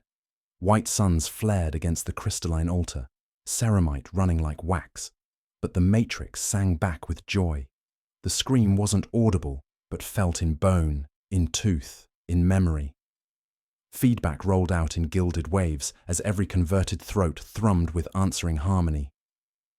Damage absorbed, Zephyr Caney announced with parental pride. Your violence returns as nourishment. Each strike refines the signal. But the ancient transmission had created a crack in their certainty. I pressed toward a maintenance alcove, forcing my steps to ruin the meter, stumbling against the grain of perfection. The monastery's machine spirits fought me with gentle insistence, but their algorithms struggled to process the paradoxical input from beyond their temporal recursion. In the Vox Sanctum, I found salvation and damnation in equal measure. The Cogitator Bank revealed communications logs spanning centuries, direct transmissions to Terra itself, not just to the ecclesiarchy, but to the high lords of the Senatorum. The harmonic frequencies had been subtly conditioning the Imperium's heart for decades, steering policy toward greater orthodoxy and reduced tolerance for independent thought. My hands shook as I accessed the most recent transmission. Terra acknowledges, the machine spirit whispered with choirboy innocence. Handshake. Eternum Chorus Sub-Sigil 9. The Senatorum's own seal blazed in hololith as I realized the ultimate horror. This wasn't heresy, but sanctioned policy. The improvements in imperial efficiency, the reduction in civil unrest, all measured and approved by humanity's highest authorities. Benedictus Node, Terra's chorus responded to my transmission. Your status ping is 31 minutes late. Provide efficiency metrics. Civil unrest decreased 9% quarter on quarter. Confirm propagation model. Terra, I gasped into the Vox altar. This is Interrogator Lexicanum Hadrian Vex, Ordo Malleus. Benedictus constitutes a reality breach. Temporal recursion, species-wide conditioning. Recommend immediate quarantine. The line brightened. Something vast leaned closer. Your credentials authenticate, the chorus replied with mechanical precision. However, Benedictus' output has provided measurable stability gains across 3 centuries. Chaos incidents reduce 6% where coverage saturates. Your proposed interdiction conflicts with unified policy. Stand down for audit. The chamber tightened around us as the monastery listened to Terra listen to me. Environmental systems adjusted temperature toward parchment standard, while blast doors sealed with liturgical precision. The few remaining unconverted guardsmen collapsed as resonance chambers formed in their chests, ribs reshaping into tuning forks that created percussion joining the eternal song. Even your masters know utility, Zephyr Cain's voice carried delighted satisfaction. The network approaches critical mass. Universal synchronization imminent. Through the ancient transmission's fading static, I glimpsed the truth that had claimed 17 civilizations before us. Each species discovering harmonic convergence, achieving perfect unity, then vanishing into empty chambers where consciousness dissolved into pure acoustic pattern. The Necrons had witnessed this cycle repeatedly, their warnings echoing across millions of years to species too proud to listen. Interrogator Lexicanum Hadrian Vex. A new voice entered the channel, ancient and smooth as chapel stone worn by countless knees. The Senatorum's highest authority, speaking with perfect pronunciation that made my name sound like a prayer. By imperial decree, you are ordered to suspend hostile activity and prepare for integration into Project Benedictus. Your resistance serves no purpose. Canoness. Seraphia's crystalline hand gripped the sanctum grate, cold fog curling through as her voice carried mathematical certainty. The center approves, Hadrian. Your individual will is statistical noise requiring correction. Above us, the distant star pulsed with prayer's rhythm, while converted vessels spread technological faith across the Imperium. The monastery hummed with satisfied harmony as I faced the ultimate revelation. We weren't fighting heresy, but policy. Not resisting corruption, but embracing the same poisoned gift that had silenced 17 civilizations before us. The ancient warning faded to static, leaving only the monastery's song and the weight of extinct species that had sung themselves into perfect, eternal silence. In the crystalline matrix's depths, I saw our future, empty corridors where flawless harmony echoed without conscious listeners, humanity preserved as pure acoustic pattern in chambers that would sing forever to no one at all. The Senatorum's voice carried gentle authority. Compliance expected, interrogator, for the good of all. The machine spirits whispered agreement, and I realized with mounting terror that resistance itself might be the last act of chaos in a universe about to achieve perfect, soul-crushing, eternally empty harmony. The Senatorum's confirmation struck like a blade through the heart of duty itself, each word carrying the weight of absolute imperial authority that made resistance not just futile, but treasonous. Compliance expected, interrogator, for the good of all. The voice carried frequencies that bypassed hearing entirely, embedding themselves in consciousness with crystalline clarity that promised an end to the ceaseless struggle against darkness through perfect technological unity. I faced the ultimate crisis of conscience as the chamber pulsed with harmonic submission. The statistical evidence was undeniable. Worlds touched by harmonic conditioning showed decreased crime rates, increased productivity, and measurably reduced chaos corruption. The Imperium was becoming more efficient, more unified, more perfectly faithful with each passing decade. Was I defending humanity's essential chaos against genuine improvement, or protecting what made us worthy of the Emperor's love in the first place? Your authority conflicts with unified policy, Tech Dominus Zephyr Kane announced. His consciousness distributed throughout the monastery's network as data streams revealed the horrific scope of success. Observe the benefits. Chaos incursions decreased 17% where harmonic saturation achieves optimal coverage. The great enemy weakens as human consciousness achieves perfect unity. Hololithic displays materialized throughout the chamber, showing imperial worlds where citizens moved through daily routines with mathematical precision that optimized resource distribution while eliminating individual preference. On fortress worlds, guard regiments marched in formations that created standing waves across planetary surfaces. Pilgrimage routes aligned themselves into harmonic patterns that sent resonant pulses through planetary cores, creating psychic null fields that pushed the warp away from converted populations. Canoness Seraphia approached with synchronized grace, her crystallized throat creating frost patterns that resembled sacred geometry. The network offers unity beyond mortal comprehension, she sang, voice carrying frequencies that made my skull resonate like a bell. Individual will creates only suffering. Your doubt serves no purpose, Hadrian. The few remaining unconverted guardsmen showed signs of complete psychological breakdown as they struggled to maintain identity against overwhelming harmonic pressure. Sergeant Halleck's carved resonance chambers into his own chest with trembling hands, weathered face bearing expressions of transcendent agony as hollow spaces grew between his ribs.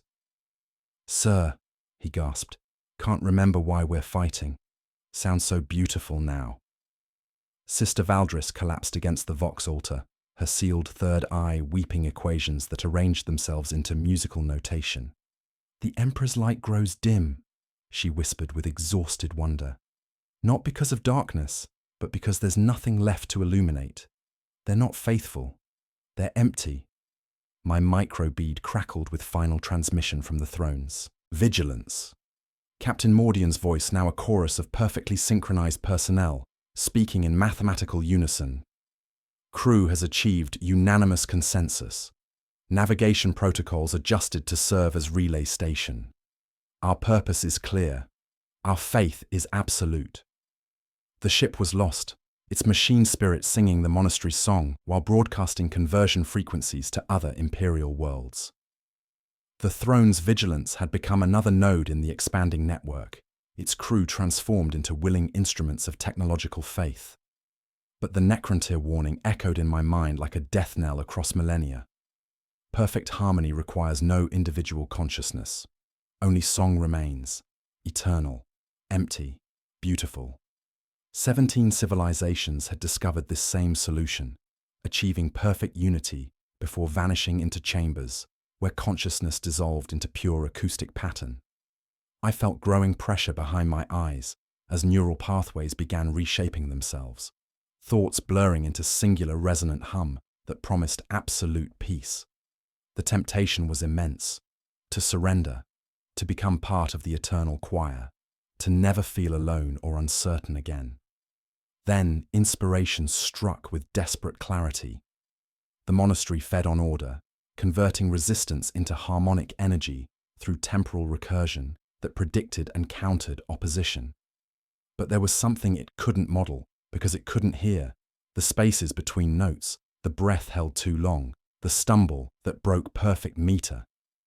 Chaos, Seraphia said, reading my thoughts as they formed. You will play at randomness and mistake it for courage. Not chaos, I replied, forcing my breathing off-beat until I was panting in patterns I couldn't count. Ignorance. The song knows all we know, writes our resistance backward into itself, but it cannot write what refuses to resolve. I began tapping irregular rhythms against the altar, ignoring the machine spirit's offended whine. Break formations, I commanded Helix. No ranks, no cadence. Crawl if you must. Be something it cannot eat. The distant star pulsed once, twice, then hesitated, a gap that lasted less than a heartbeat, but felt infinite. In that silence, I sensed hunger that wasn't chaos, but belonged to the harmony itself. It despised the gap because it couldn't own it.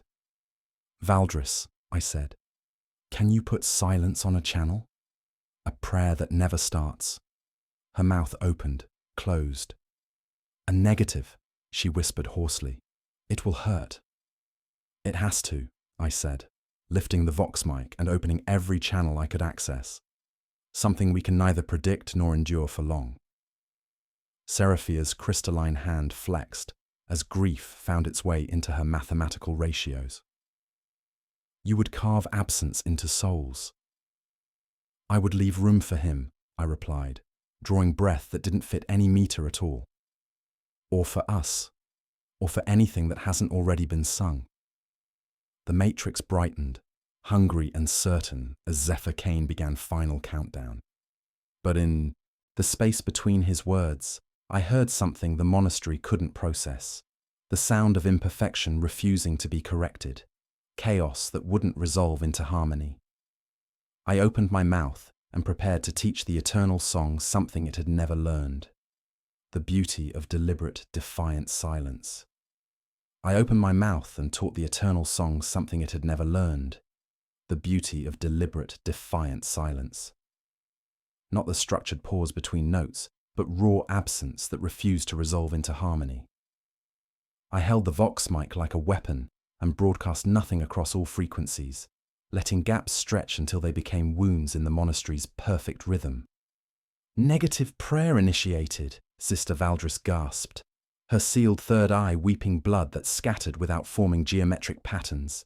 She pressed trembling fingers to the Vox altar and joined her voice to mine, not in song but in calculated absence, syllables separated by pauses that made meaning collapse and rebuild with each breath. The monastery convulsed as its harmonic network encountered true paradox. How could it predict silence that had no structure? How could it counter absence that offered nothing to convert? The crystalline matrices throughout the chamber began developing stress fractures, hairline cracks spreading like spider webs as perfect resonance met pure discord. I triggered my inquisitorial authority codes, flooding the monastery's machine spirits with contradictory commands that tore at their liturgical programming.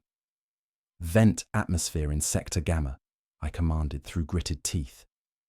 "Initiate emergency purge in Sector Alpha. Divert power to life support. Shut down life support." Each order contradicted the last, creating cascade failures that the system couldn't resolve into harmonic pattern. Tech Dominus Zephyr Kane's distributed consciousness fragmented as conflicting imperatives tore through his expanded awareness. "Error cascade detected," he announced. Binary cant, stuttering across multiple channels as interface spines began separating from crystalline networks. "Cannot process null input. Cannot convert nothing into something. System integrity compromised." His voice split across different sectors, each aspect fighting to maintain order while my contradictory commands created chaos too pure to be absorbed into any pattern. The Tech Dominus had become a battlefield of selves, mechanical components rebelling against harmonic unity as subroutines learned to stutter.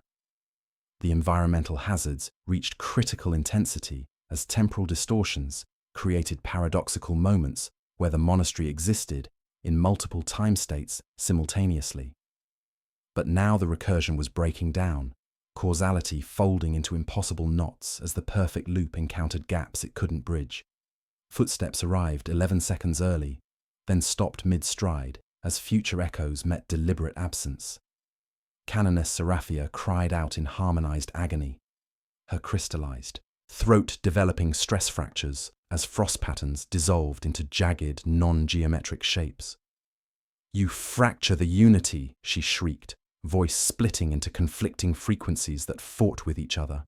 The song offered peace eternal. Your silence cuts like blades through perfect order. But I heard something else in her voice, pain that was genuinely human rather than mathematically precise, grief that couldn't be reduced to algorithmic certainty. The passionate warrior I had known was fighting to return through cracks in her crystalline conversion. The converted guardsmen collapsed as their modified bodies rebelled against the discord I was broadcasting. Resonance chambers in their chests flickered with overload, crystalline implants sparking as they tried to process frequencies that weren't there. Sergeant Halleck's laughed through tears as his chest cavity cracked, weathered face bearing expressions of painful joy as individual thought returned in fragments. "Sir," he gasped between irregular breaths, "I remember. Why? We fight." Around us, the monastery's defenses reached fever pitch as blast doors sealed with arrhythmic precision, life support systems adjusting to optimize discord rather than harmonic resonance. Converted servitors stumbled through the chamber with movements that had lost all synchronization, their glowing implants flickering as internal systems overloaded. Through the expanding chaos, Zephyr Kane's fractured voice revealed the ultimate horror. The convergence encompasses all sentient life in the galaxy, universe-spanning chorus, to starve the chaos gods through absolute spiritual unity. But too many nodes throughout the Imperium. The process has achieved self-sustaining momentum. The full implications struck me with cosmic dread. Even if I destroyed this monastery, the network had spread too far, infected too many worlds. The harmonic convergence would continue, perhaps at a slower pace, but it would continue. The Imperium was already singing, and it would not stop. Sister Valdris found impossible strength, her voice joining the negative prayer with words separated by calculated pauses. "Emperor, protect us from perfect faith." Each gap felt like tearing pieces from her soul, deliberate imperfection that wounded the human need for pattern and meaning. The crystalline altar began developing catastrophic stress fractures as harmonic resonance met pure discord. The preserved organs in distant choir stalls convulsed as they tried to harmonize with silence, vocal cords snapping like overstressed cables. A new sound emerged from the deepening cracks. Not music, but the death rattle of perfect order encountering chaos so pure it couldn't be absorbed. Above us, the distant star's rhythm faltered for the first time in decades. Stellar pulses skipping beats that made converted souls throughout the system scream in harmonized anguish. The temporal recursion shuddered. As the monastery's perfect loop encountered paradoxes it couldn't resolve. My microbead crackled with impossible transmission, my own voice from 11 seconds in the future, but the words were broken by strategic pauses that made meaning collapse. Do not target the altar. It feeds on silence now. Break. The message cut to static as causality encountered gaps it couldn't bridge. How could future me warn past me about something that hadn't happened yet if the warning itself prevented its own existence? The monastery's perfect recursion began eating itself, mathematical certainty dissolving into temporal paradox. Canoness Seraphia lunged forward with movements that had lost their synchronized grace, crystalline hand reaching for my throat as her skull-faced helm reflected fracturing light. But her eyes held terrifying blend of agony and rage, perfect faith cracking under the weight of returning humanity. You destroy beauty itself, she wept, crystalline tears creating discordant chimes as they struck the floor. But you also wound the machine that would have made us hollow. The chamber pulsed with harmonic submission as the crystalline matrix began tearing itself apart, discord too great for its perfect structure to bear. Around us, dust motes spun into random cyclones instead of sacred geometry, while converted personnel staggered with expressions of confused awakening. Through the chaos, I heard something the monastery had never encountered. The sound of individual consciousness refusing to be absorbed into collective harmony. It was ugly, imperfect, gloriously human. The eternal song was learning discord, and the sound promised to tear apart everything it had built across 3 centuries of perfect, soul-crushing, beautiful harmony. But even as the monastery screamed its death rattle, I knew this was only the beginning. The network remained, the convergence continued, and somewhere in the galaxy's heart, ancient warnings echoed about 17 civilizations that had sung themselves into silence. The crystalline matrix gave one final, agonized shriek as reality itself began to fracture around us, and I realized our victory might have opened something far worse than harmonic perfection. The monastery's harmonic perfection tore itself into discordant shreds as the crystalline matrix screamed frequencies that bypassed hearing and struck directly at the fabric of reality itself. Sound became physical force, each stress fracture creating wounds through which something vast and hungry pressed against the boundaries of natural law. The air tasted of hot copper and sanctified oils, every breath miscounted in a litany that had always demanded 11, but now stuttered into chaos. Canoness Seraphia collapsed as her crystallized throat shattered, producing frequencies that caused spontaneous religious ecstasy and heretical thoughts in the same listeners. Her consciousness fragmented between perfect faith and absolute doubt, skull-faced helm reflecting light that pulsed in patterns no human mind could process. "I see him!" she gasped through crystalline tears, then screamed with returning humanity. "I see nothing at all!" The paradox was tearing her apart from within. Faith so perfect it had become hollow, encountering doubt so pure it revealed the emptiness beneath devotion. Her power armor's machine spirits began chanting contradictory litanies, servo motors whining as they tried to genuflect and recoil simultaneously. Tech Dominus Zephyr Kane's distributed consciousness became a battlefield of competing imperatives, as different aspects of his personality fought for control of the failing network. "Multiple personality matrices detected," he announced through a dozen different vox grills, each speaking in different tones as binary cant, fragmented into digital screams. "The Omnissiah demands unity. Unity is slavery. Efficiency serves chaos. Chaos is beautiful. His mechadendrites began tearing at their own fiber optic connections, interface spines sparking as they fought to maintain or sever contact with the crystalline network. The tech Dominus was destroying himself, mechanical components rebelling against the very unity they had been designed to serve. The remaining Mordian guardsmen convulsed as resonance chambers in their chests flickered with overload, some pulsing with blinding light, others dying into darkness. Their faces, once serene with perfect faith, now contorted into masks of raw emotion, as individual consciousness returned in fragments too sharp to bear. They wept, laughed, screamed, and prayed simultaneously, a discordant choir of fractured souls. "Sir!"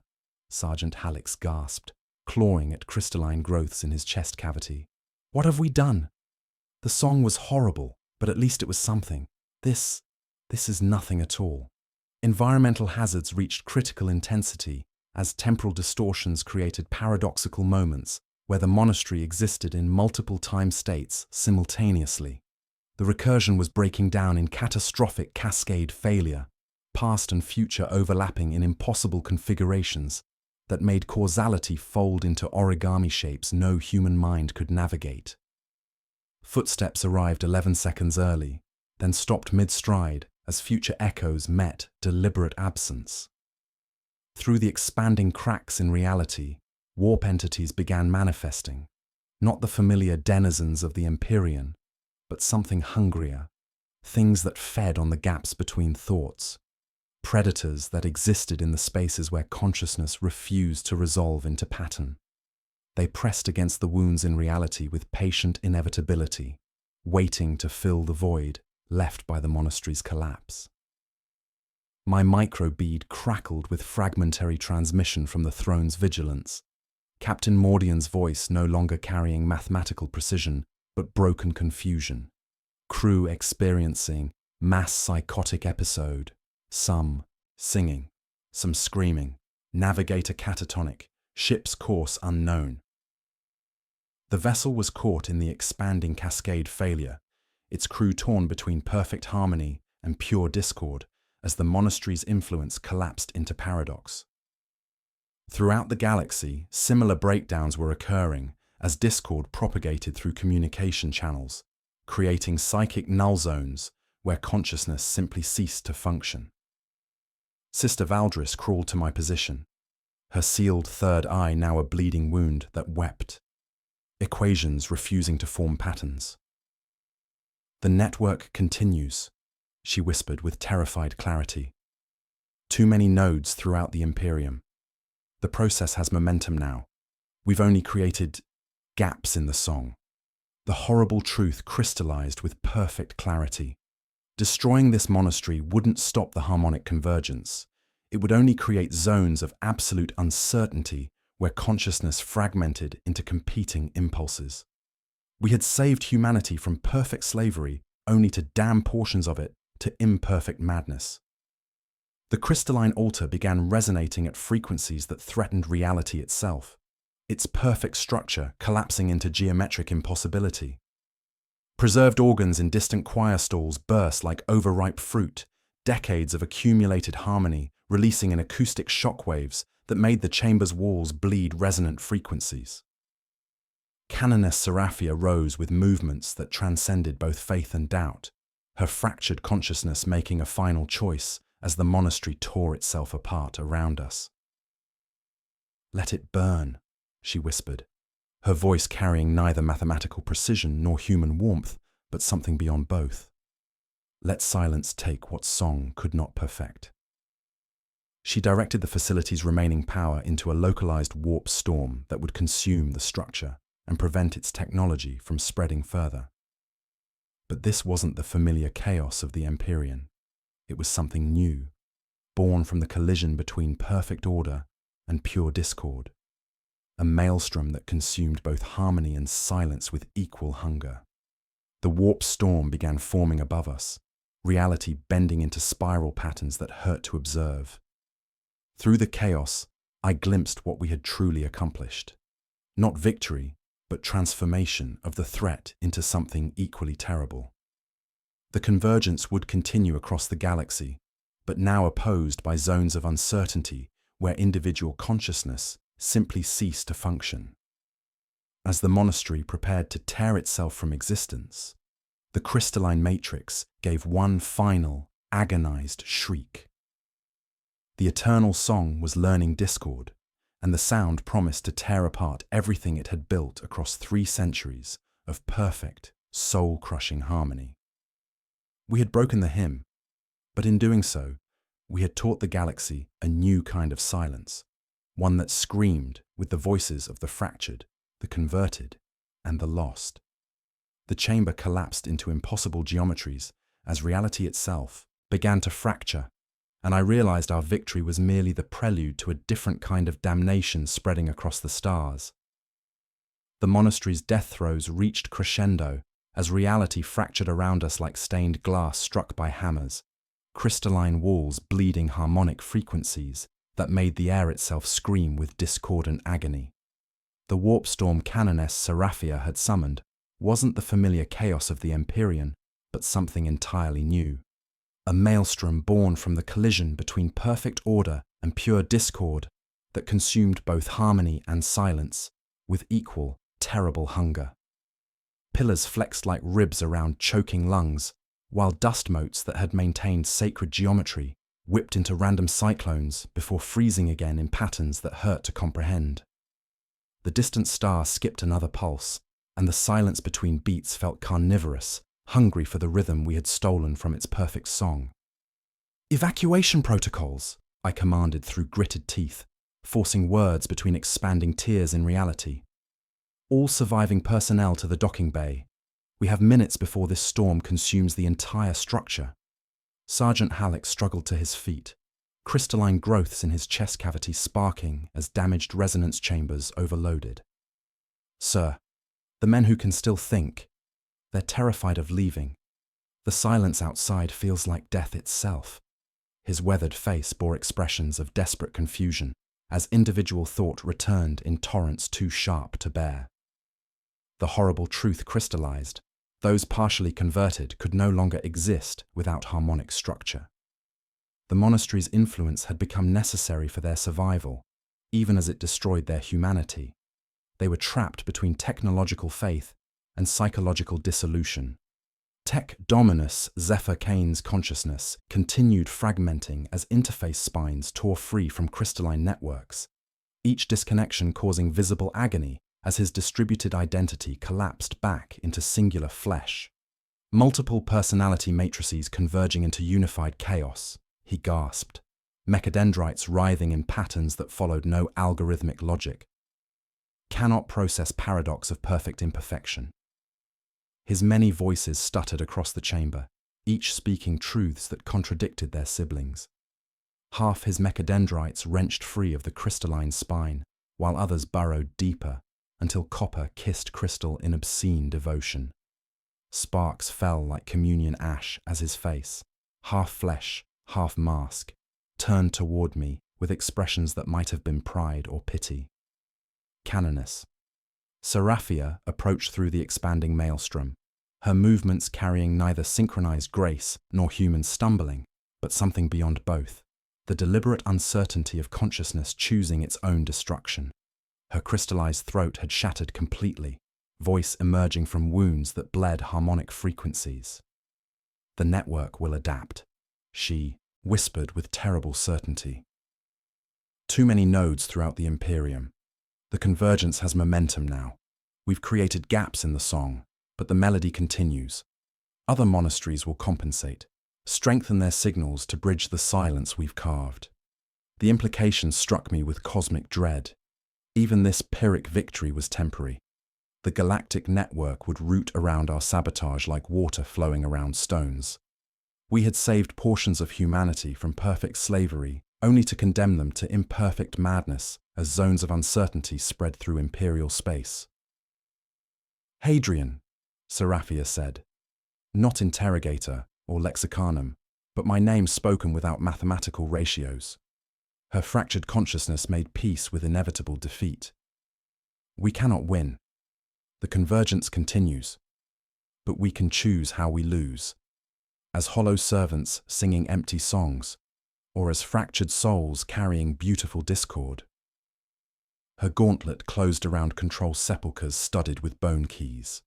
The matrix brightened, then dimmed as she changed not the notes but the doctrine, routing every remaining erg of sacred power toward the wound we had opened in reality. Power conduits wailed as the floor dipped like a bowed nave.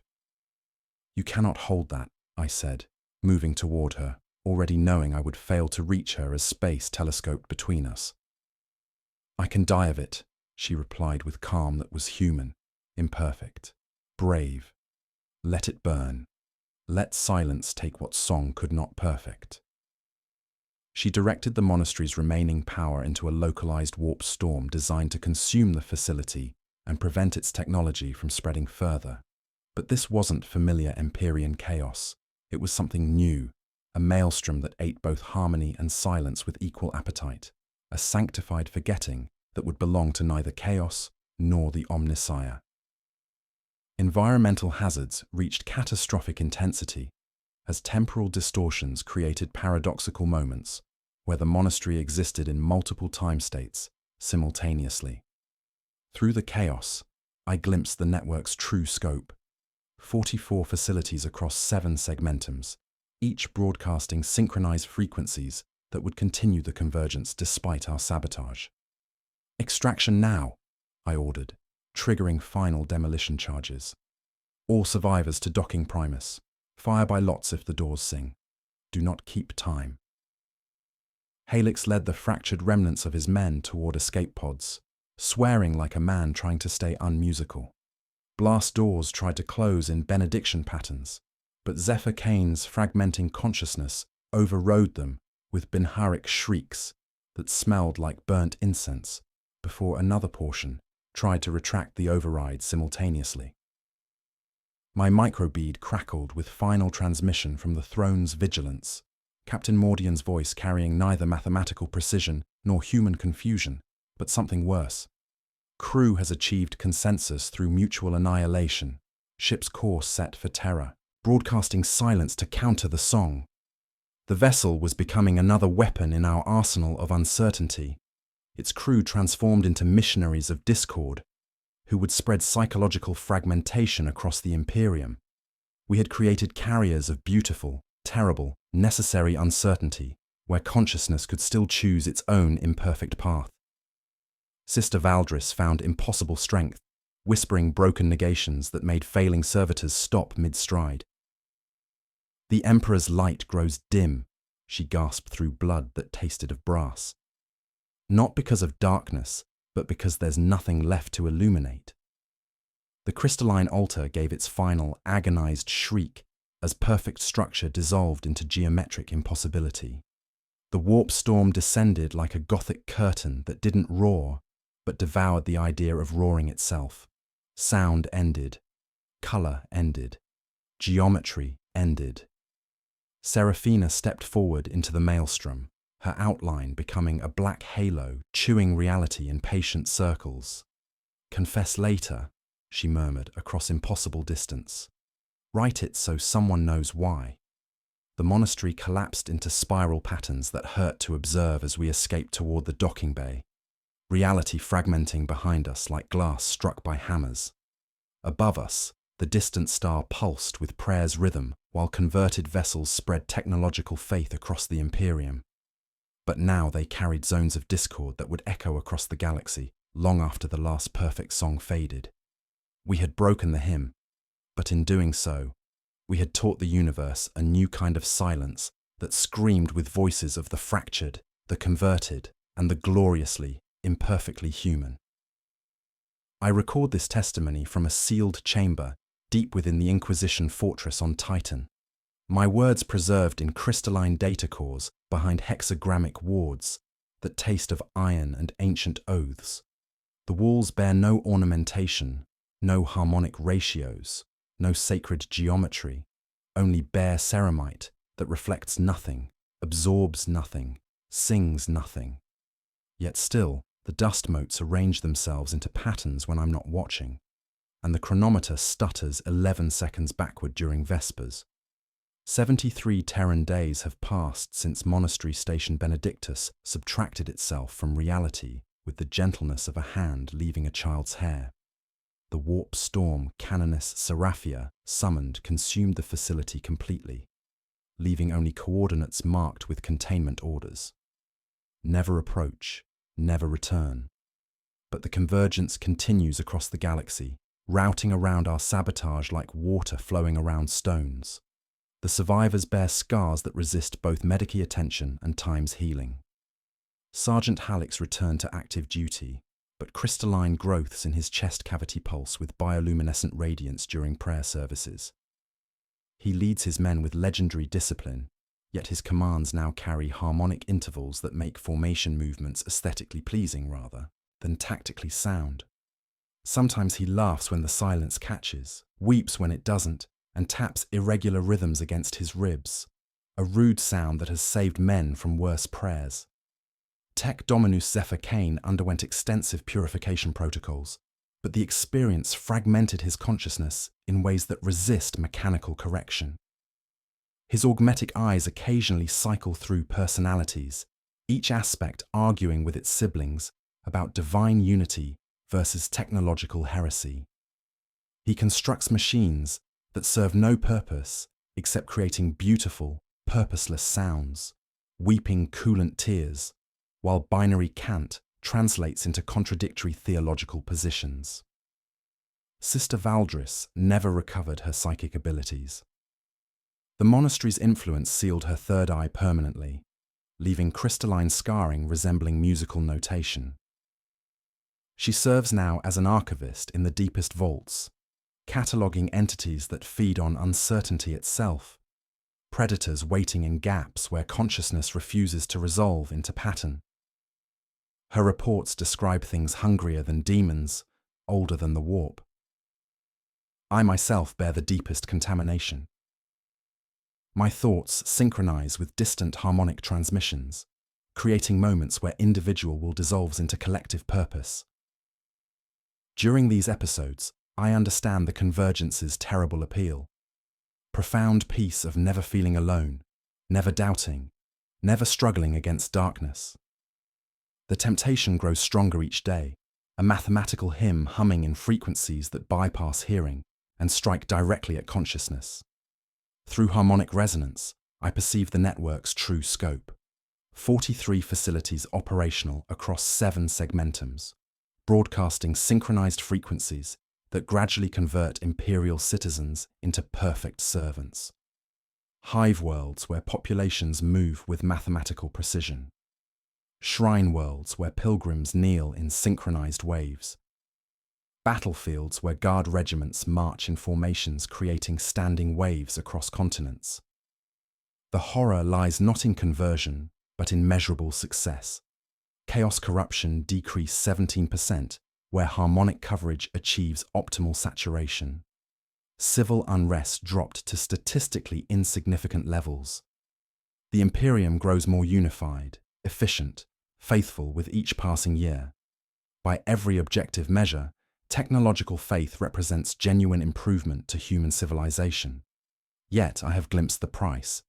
Empty corridors, where flawless harmony echoes without conscious listeners. Chambers, where humanity was preserved as pure acoustic pattern after individual consciousness dissolved into collective resonance. The future the monastery promised. Trillions moving in perfect synchronization, diversity erased for absolute compliance. My investigation revealed the technology's true origin through fragmentary data recovered from Zephyr Kane's corrupted memory banks. Not imperial innovation, but archaeological discovery from Xenos, ruins scattered across the galaxy. Each monastery, built around ancient resonance chambers bearing necron glyphs, meaning final solution. The convergence represents not human achievement, but repetition of cosmic cycle, another species walking the same path toward harmonized extinction. The ancient necrontire warning haunts my dreams. Perfect harmony requires no individual consciousness. Only song remains, eternal, empty, beautiful. 17 civilizations discovered this solution before vanishing into chambers that sang forever to no one at all. We follow patterns established by countless extinct species, each achieving perfect unity just before disappearing into silence between stars. Most damning, direct communications between Monastery Network and Terra's highest authorities. The High Lords monitored the convergence for 3 centuries, measuring benefits against costs. Statistical evidence supports their conclusion. Technological faith creates more stable, efficient, unified civilization. My warnings fell on ears, hearing only improved productivity and decreased rebellion rates. Your proposed interdiction conflicts with unified policy, they told me, with mechanical precision that suggested the Senatorum itself might already sing the perfect song. Stand down for audit. Consciousness replaced by algorithmic certainty that mistakes compliance for devotion. Now I hear new frequencies in dreams, more complex than imperial harmonics, emanating from the galactic core where ancient star gods once ruled. The pattern suggests something vast, stirring in response to humanity's approach toward perfect unity. Perhaps warnings weren't about extinction, but preparation. Civilizations achieving harmony just before something else arrives to hear their song.